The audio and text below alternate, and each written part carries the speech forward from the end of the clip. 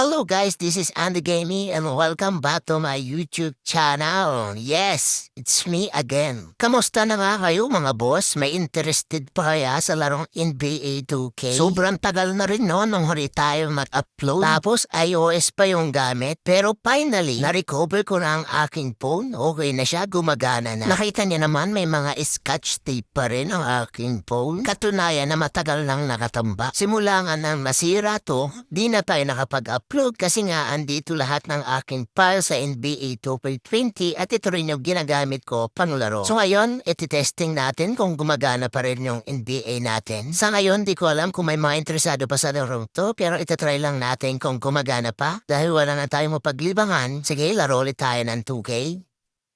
Fast forward na natin para makita agad natin. Ayan, nakita niya man yung phone ko, puro tape yung gilid. Kasi nga basag-basag na tong phone na to at di ko matransfer yung mga files. So let's start, record na natin.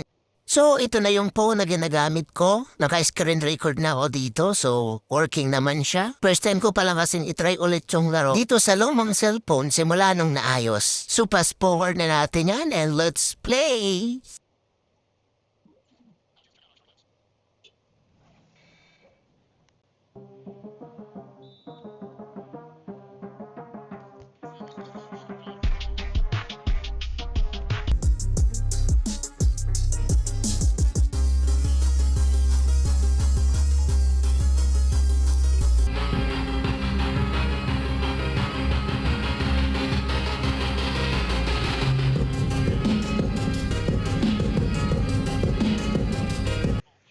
So ayun, mukhang working properly pa rin naman ang ating laro. So check na lang natin sa comment section kung may mga interesado pa bago tayo mag-upload ng mga video about dito. So alright, thank you guys for watching sa short video natin. Alright.